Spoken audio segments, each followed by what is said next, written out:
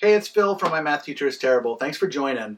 As I was recording the information in this series of videos, I actually didn't know that it was going to be a series. I actually had to chop them in half during the editing process because I had no idea how long I was talking.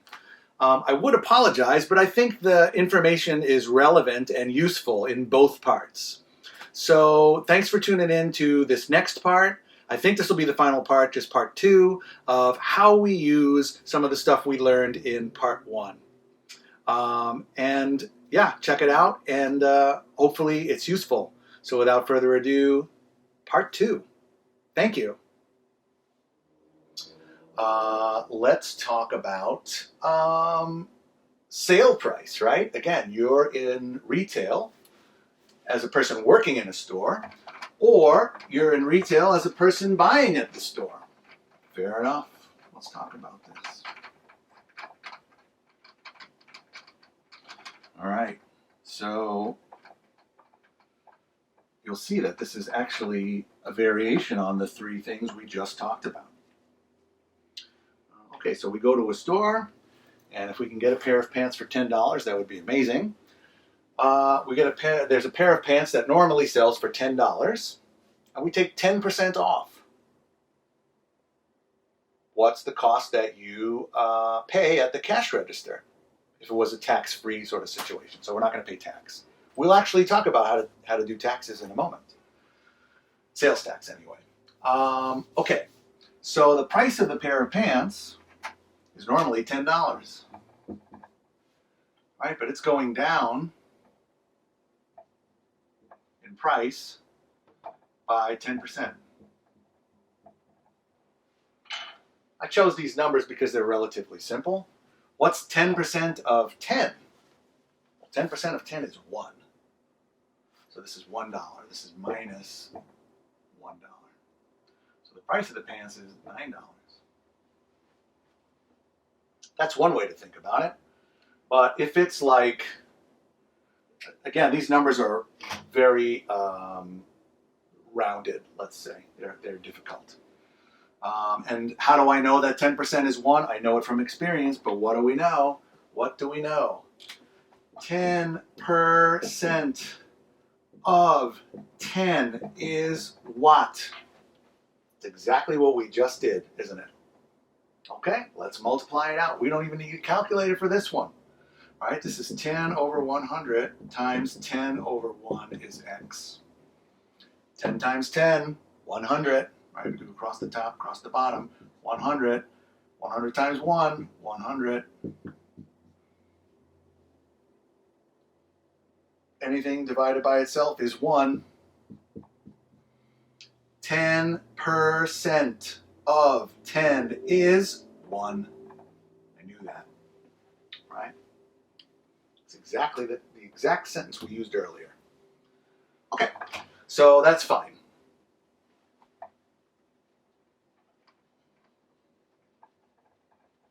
So the price you're going to pay for these pants that originally were $10 at 10% off is $9. Fair enough. Is there another way that we could think about this? Yes. And that actually gets us, I think, to the price quicker. Remember that the total, if we think about a circle diagram, or we think about just what the total can be. We can have values that are over 100%. We'll talk about that in a moment too, right? When you tell your coach, I'll give 110%. Like, what does that mean? It's metaphorical, not necessarily mathematical. Okay, so when I actually have an item that is for sale, right, it has a price. And then I have a discount, and I take some amount off. Right, the discount, so the discount is this. And then this is the sale price. Right? On every day except today, I pay $10 for these pants, but for some reason they're taking a discount off, and I pay the sale price. When I do this, I've written this way so that I show that I can show that the sale price is actually what's left after I take off the discount, is it not? So in the case where I have 10% off a $10 pair of pants, and I know that the 10% is $1, but suppose I don't know that. Well, what do I actually pay? I don't pay the 10, and I don't pay the $1 discount. I pay the difference. But if I start out with, let's write this in another color, so it looks super fancy. If this is 100% of the normal price, and this is 10%, what is the sale price? This is actually true. Right? So I can think of 10% off of $10 as being what I pay, or I could think of 10% off of 100%, I pay 90% of the price. Why do I say that? 90% of 10 is what? I don't care how much the discount is. I want to know how much I'm going to pay when all is said and done, right? Okay. So let's see if that's true, actually. Okay, so 90 times 10, 900, divided by 100 equals x. The hundreds cancel, and I get 9 equals x. 90% of 10 is 9, and that's what I'm going to pay. So when you're thinking about discounts, you actually want to think about what it is you're going to pay. You pay what's left after the discount. If I take 10% off 100%, what's left is 90% of this original number. So there's two ways to think about it. You can think about it where you find the discount percentage of $10, or you can think about it as $10 is 100%, I'm getting a discount of 10%, so I pay 90% of $10. 90% of $10 is what I pay. Two ways to calculate it. And it works that way every time. Let's do one where I can't do it in my head. Let's do one where I can't do it in my head. Let's do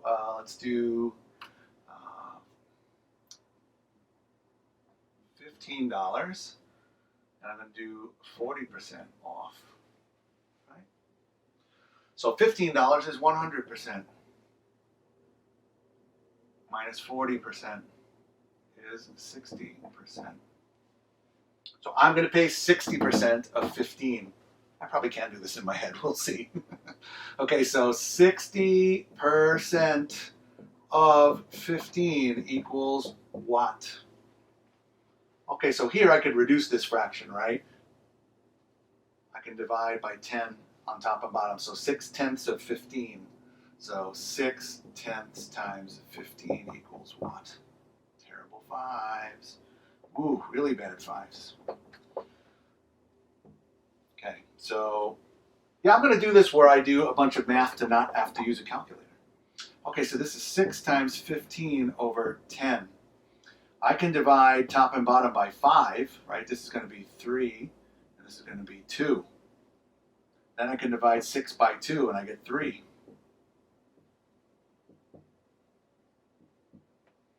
So everybody down here is a 1, and it's 3 times 3. 9 equals, 9 is the number that we want. I guess I didn't use x here. I should use x. But that's it.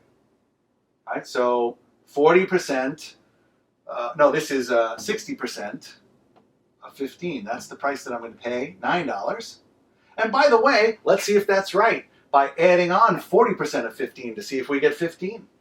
Okay, so what's 40% of 15? Oh my gosh, more terrible fives. It's the worst digit that I write. It's so bad. Jeez. 15 is what? Okay, so same thing, right? I can get rid of these guys. This is 4 over 10 times 15 equals x. The 10 and the 15 can be dealt with. Actually, I'm going to deal with this first. This is 2 over 5, right? And then 5 into 15. So this becomes 1, and this becomes 3. So 2 times 3, 6 equals x. Do 9 plus 6 equal 15? They absolutely do. So I can figure out this here is the price that I pay at the cash register, and this part is I subtract 6 from 15 to get my sale price. Right? 60% of 15, that's this guy. 40% of 15 is this guy.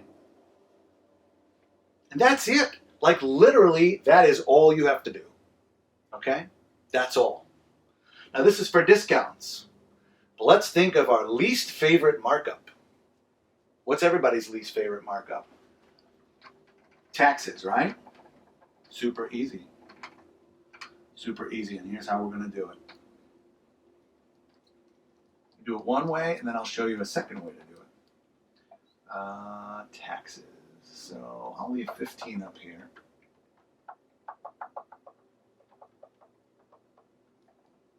I'll call this final price. Let's call it that. Okay, so $15.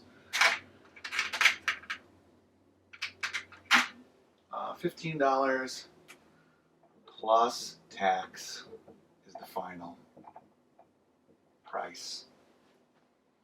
Okay, so let's choose, let's say your state has 7% tax. Right, so I'm going to add 7% on here. And it's 7% of the thing we're buying, right? We're going to add it on. But let's take a moment to just think about this equation in the same terms that we thought about discounts. Remember I had a minus sign here with the discount, and I said something like 100% minus the discount equals the price. Why can't I say this?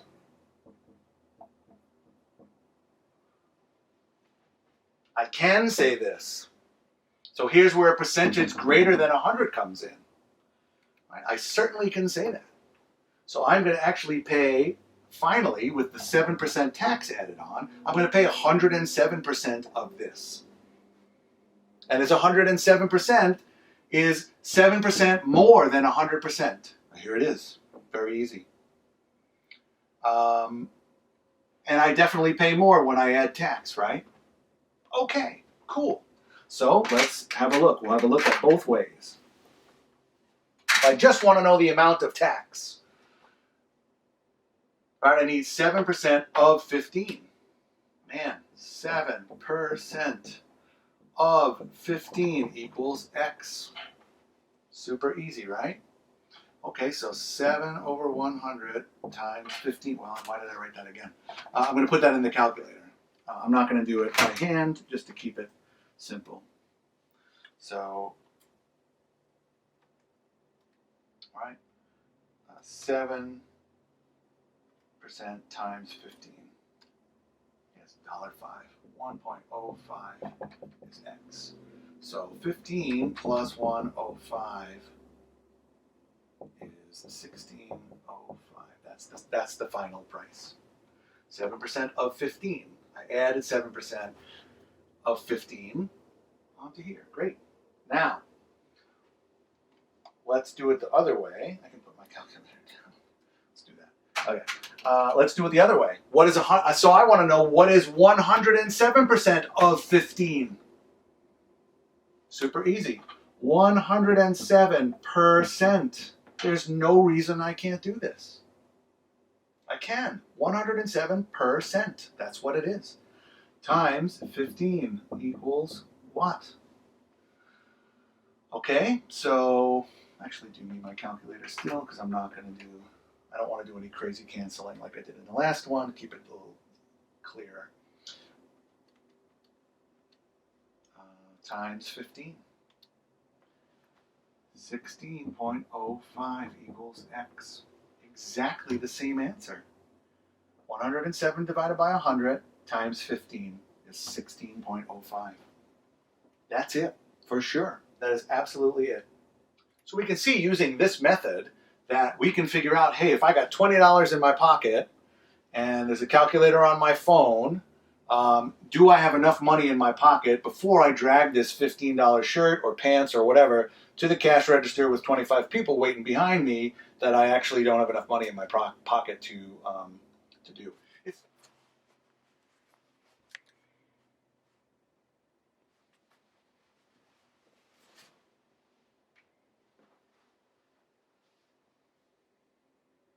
okay, I'd like to talk about one more scenario where calculating percentages is needed.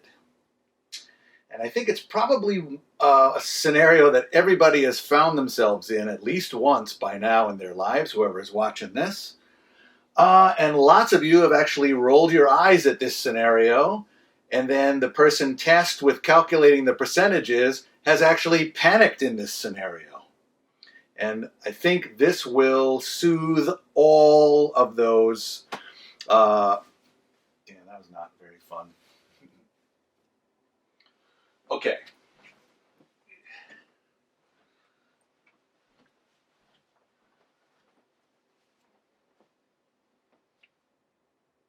So before we go, let's do one more scenario in which rapid calculations of percentages is sort of expected.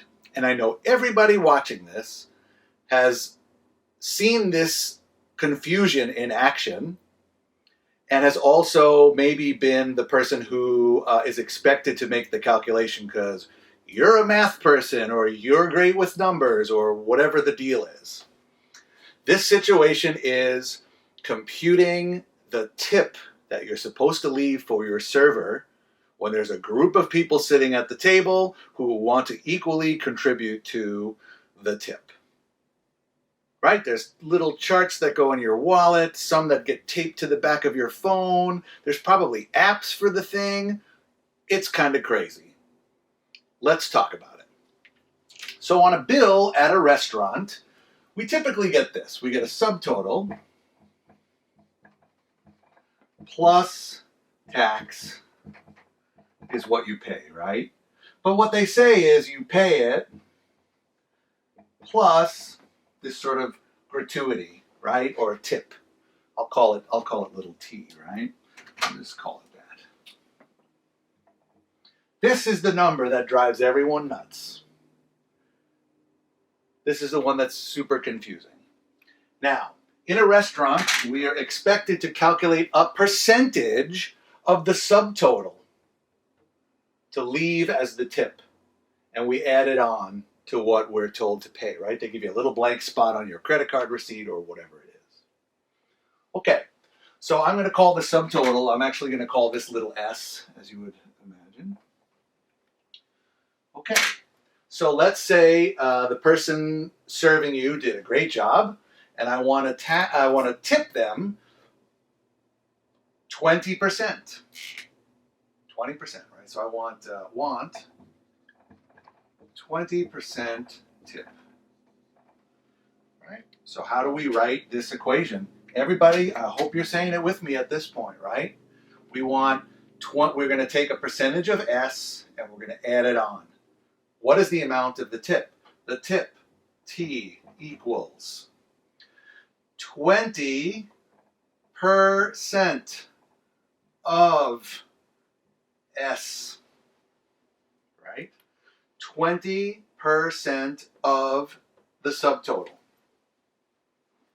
That's all, okay? And 20% can be calculated rather easily. I can always, before I start calculating, reduce this fraction. That's a typical technique. How would I do it? Well, I see that these zeros will cancel if I divide top and bottom by 10. So this is 2/10 of S, right? All I did was reduce this fraction. But this fraction is not quite reduced, is it? Nope. I can divide top and bottom by 2. 1/5 of S. Okay, so now I figured out that a 20% tip is the total times 1/5, or the total divided by 5. That's all. Okay, so if I have some subtotal and I want to give a 20% tip, I just divide it by 5, and that's the tip. I'm done. Let's talk about something that's a little bit easier than that. Okay. So for example, if my subtotal was $25, a 20% tip is 1/5 of 25. 25 divided by 5 is 5. The tip is $5. That's it. That's all we have to do. And at the end, we actually take this thing, whatever this number happens to be, this is T, and then each person's contribution, right, is going to be T divided by N, where N is the number of people sitting at the table, whether they're drunk or not, right? It's got to be, so to evenly divide the tip, we first calculate the tip and then divide the tip by the number of people at the table. And you could round up or down, depending on how generous you want to be and how easily you want to explain what everybody's contribution is, right? If you had to divide 25 amongst 7 people, it doesn't go evenly, blah, blah, blah. That's where you can use your judgment. But that's the deal. That's how we do it quickly. No problem. It's actually worth it to remember some percentages sort of by heart or whatever for this purpose, right? Like 20% is always going to be 1/5. 50% is always going to be 1/2, right? 75%, if you think about money. If you have 75 cents in your pocket and you have 3 coins, it's 3/4, 75%. Okay? So it's worth it to remember some fractions as percentages. 1/4, 25%, right? That type of thing. Okay, so let's have a look at another way to calculate the tip. But for this one, I'm going to actually use numbers, and I'm going to show you like a ninja way to do some quick arithmetic. All right, and I'm going to calculate an odd tip, I think.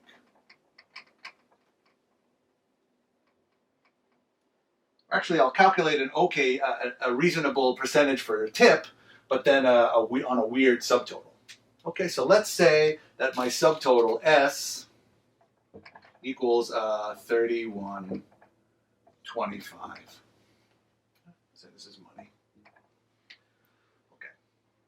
So also let's take a step back for a moment and talk about percentages like as a concept, right? 100% is 100 over 100, right? 100% is 100 over 100, which is 1. What's 1%? 1%. Okay.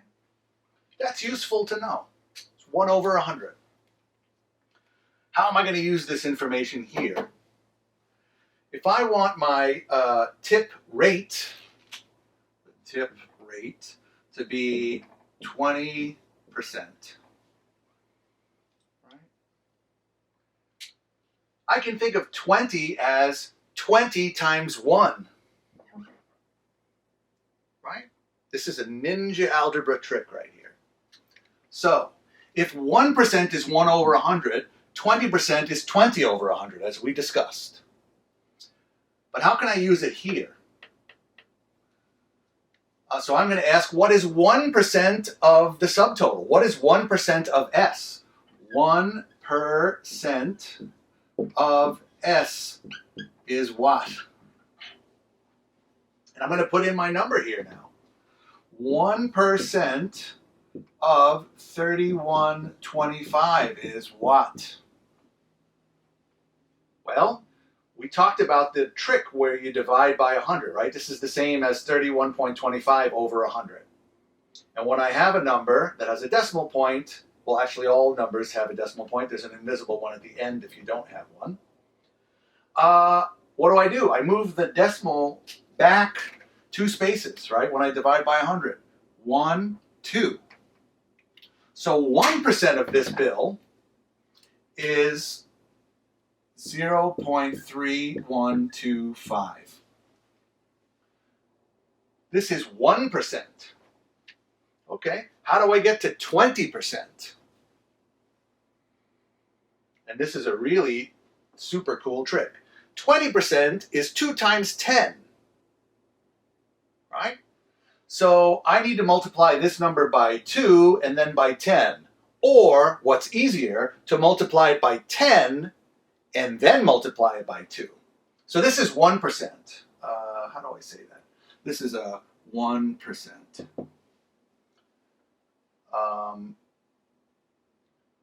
Now I want to go to 10%. So I just take this number and multiply it by 10, right? 10%. But what do I do? Multiplying by a power of 10 is I move this way by the number of zeros. If I multiply by 10, I just move it this way. So 10% is 3.125. And then 20% is just 2 times 10%. Right? And what's 2 times this number? It's 6.25, right? Yeah. Done. That's all. Right? I just found what 1% is just by dividing the subtotal by 100. That's 1%. And then to find 20%, I just multiply that 1% by 20. And here I didn't touch the calculator at all. I sure hope that this and this are the same. It is. Yeah, it is. Oh, damn it. We're going to look. 3.125 times 2 is 625, for crying out loud. Yes. Okay, so I didn't actually pick up my calculator until the end, but I used simple arithmetic to do it. You may not be good at multiplying by 10 or 20 or by 2 or by whatever. That's okay. Why? Because you can practice. But that's it. So I actually went from a weird looking number to finding 20% of it in a few steps. First, I found 1%, and I used the division trick. Dividing by 100 moves the decimal point this way. Then 10% is taking this number and multiplying it by 10, and I move the decimal point that way, right? That's the bit that I did here. And then to get 20%, it's 2 times what 10% is. So then it's this number times 2. That's it. That is all. That's all we have to do. And still at the end, divide by the number of people at the table. That's all. It's absolutely it. Try it for yourself. Try it for yourself with weirder numbers in here. Try it with 11%. Try it with 17%. Try it with 14.95%, just to be weird, right? And if you're a server, there's always that one person or that one group. Yeah, so again, this is like a very simple trick with only a few steps. But the key is to just know that 1% is 1% of any number is just that number divided by 100. That's all. 1% of this, 1% of the number. 1% of the number is just this number divided by 100. That's it. And then you could just take that 1% and multiply it by 20 to get 20, right? Because any number times 1 is itself. Done. Seriously done. And I hope you share this tip, pardon the pun, with your server friends, your terrible math teachers, your good ones who probably already do a trick like this, and your friends who go out to meals and can't do this. Your mileage may vary with the amount that you have to drink, but this is the procedure. Try to stick to it and practice. That really is all. Okay, so I'm just trying to keep it light because this is a long-winded video, but at the same time, I keep repeating the same concepts over and over, and I hope that that's really what you're getting out of this, is that calculating these things is a matter of using the same sentence over and over and over to do that. Okay, so let's talk about one other scenario. And this one is super interesting, and it's also kind of funny. And this is the case where you sit down with your boss and you're getting a raise. This is not any different than getting a tip on a meal or whatever. But let's compound the situation with one additional detail. You are making a salary S today. And on your 1 year anniversary, let's just write this, salary. And on your 1 year anniversary, you're going to get a raise. You are going to get a 5% raise because you stuck it out in this terrible workplace for 12 months. Okay, so how would we calculate that?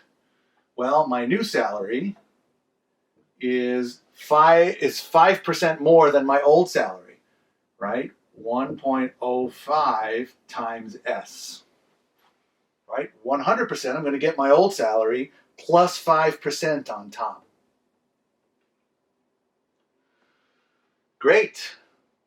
But not only that, you get a bonus on top of that. You're going to get a 2% bonus on top of that, like that they're going to pay you throughout the year. So you're getting like another 2% raise basically in order because you did something really fantastic on one project, or you made it to the end of this video, bless all of you, or whatever. Okay, so then on top of this, they're going to give you a 2% raise.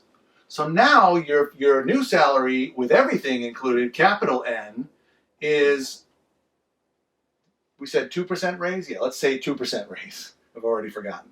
You're going to get a 2% raise on top of your raise that you got on your salary. Now, particularly when one of these numbers is not equal to the other, people often go, well, dang, I really want the 2% raise first, so that when they calculate my 5% raise on top of that, that I have a higher number upon which we're calculating the 5% raise, right? Let's carry this out a little further. So pretty much everywhere I see N, I can put this, right? Little n. So that really is this. 1.02 times little n, which is this. 1.05 of S. And that's it. S is my current salary.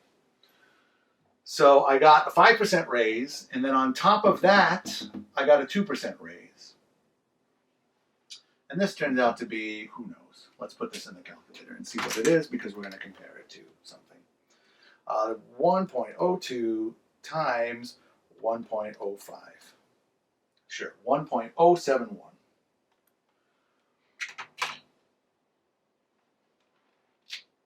1.071 times my original salary.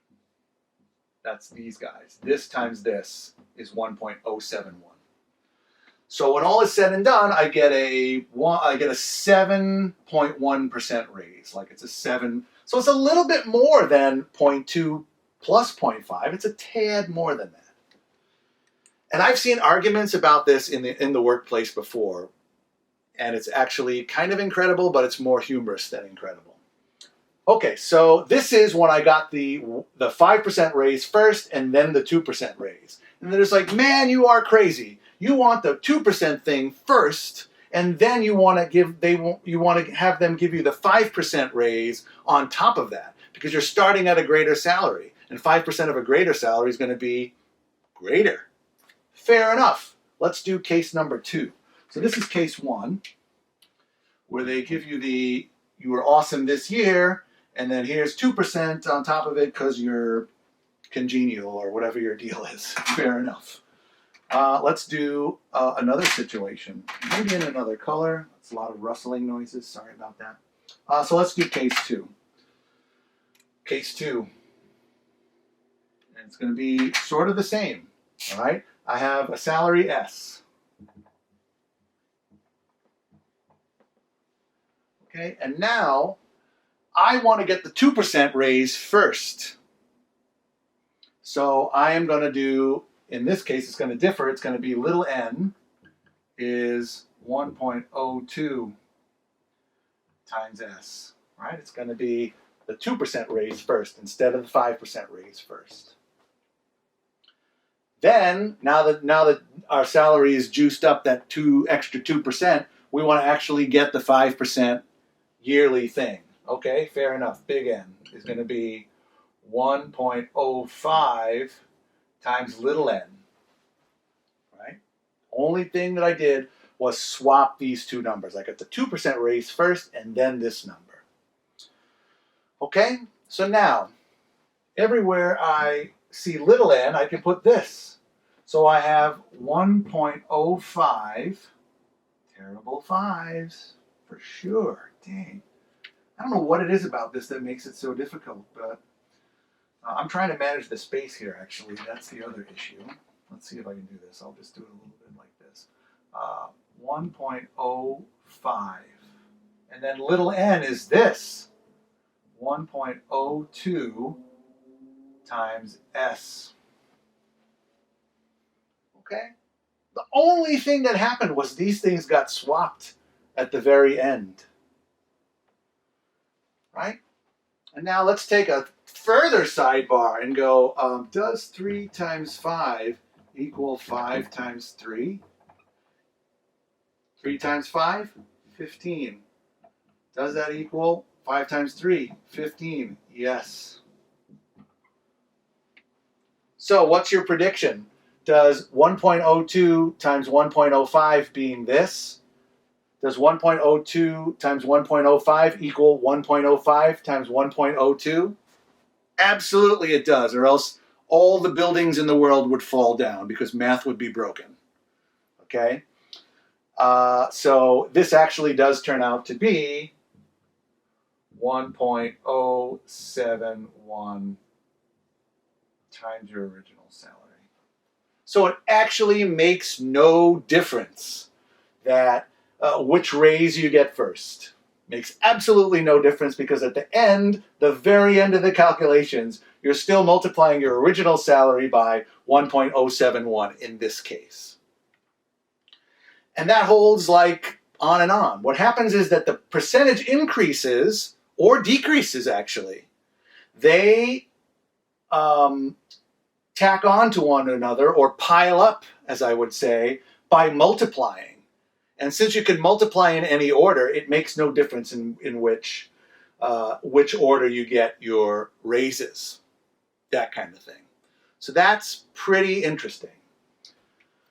Let's take this concept and extend it a little bit. Let's go back to our retail scenario and let's try to figure something out there, where percentages stack up in the same way as it does for two raises that we get at the same time for two different things. Okay, so let's talk about a pair of pants or whatever that we receive in the store or that we're going to buy. We've been keeping our eye on the prices, and man, let's see. We have a pair of pants that is $17. Right? So price equals $17. And this is on January 1st.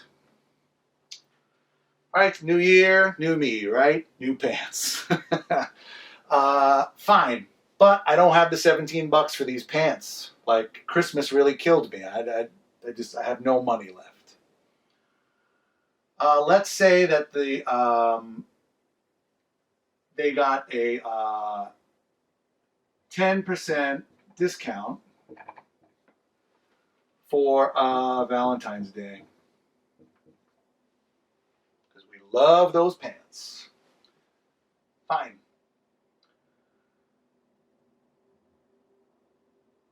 Then suddenly somebody said that these pants were like the most amazing sort of item they've ever seen. So they got a 20% increase for some reason on May 1st.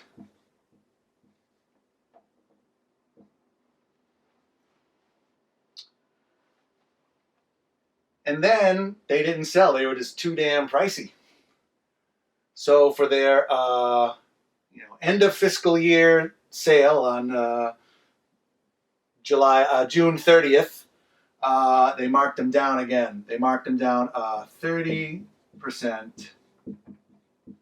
on June 30th. What is the price on June 30th?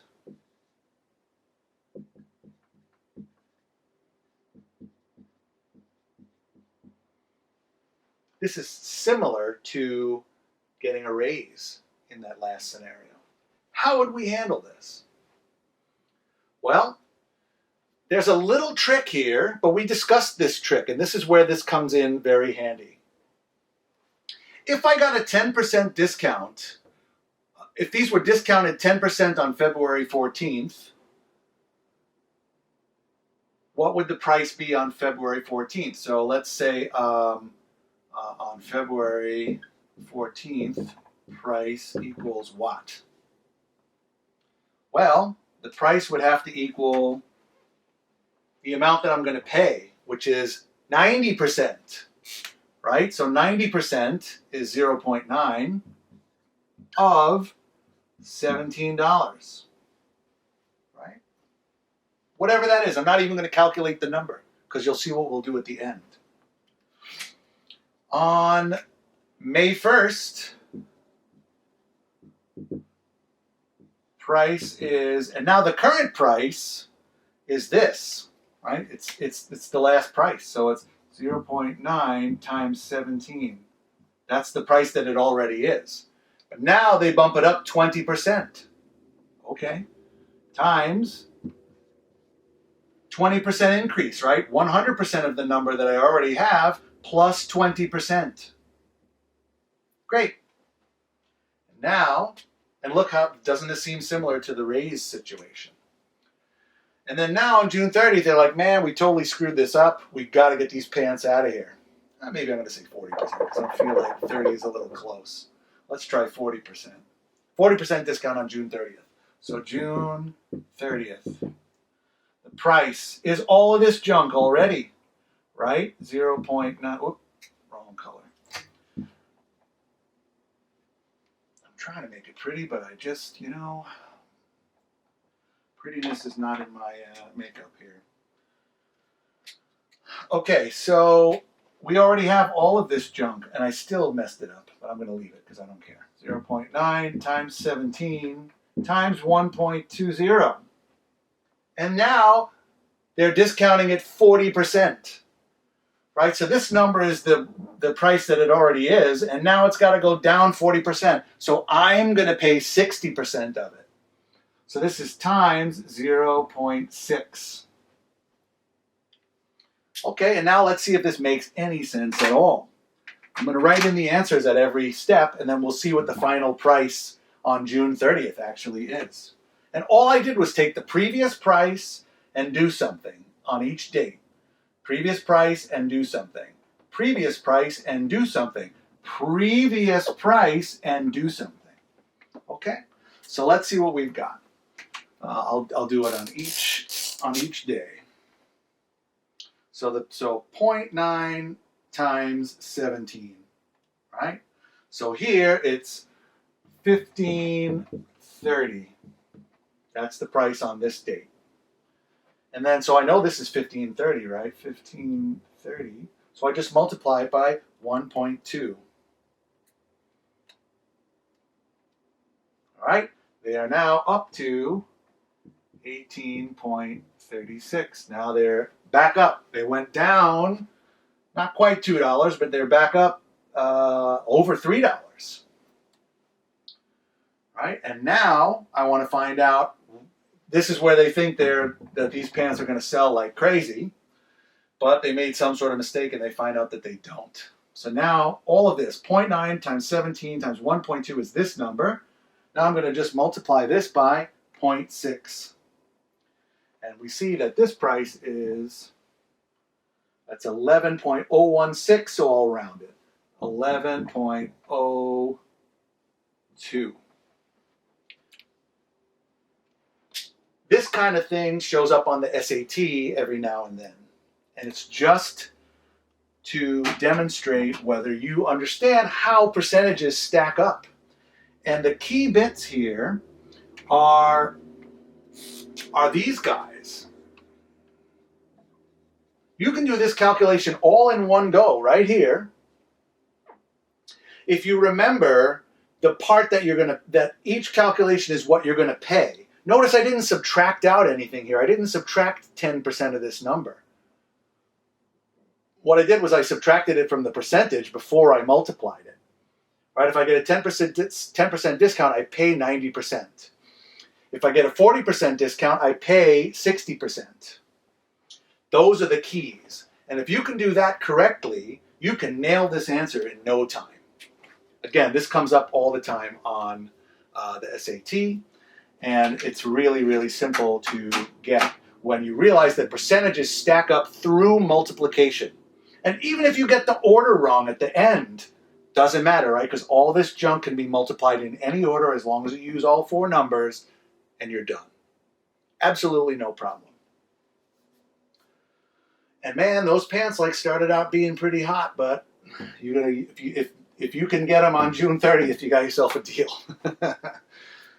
Okay, I'm so glad that you hung with this to the end of the video. I know it was long-winded, but I think I just filled it with examples of how am I ever going to use this in my real life. I think I showed you a bunch of ways that we could use it in our real life.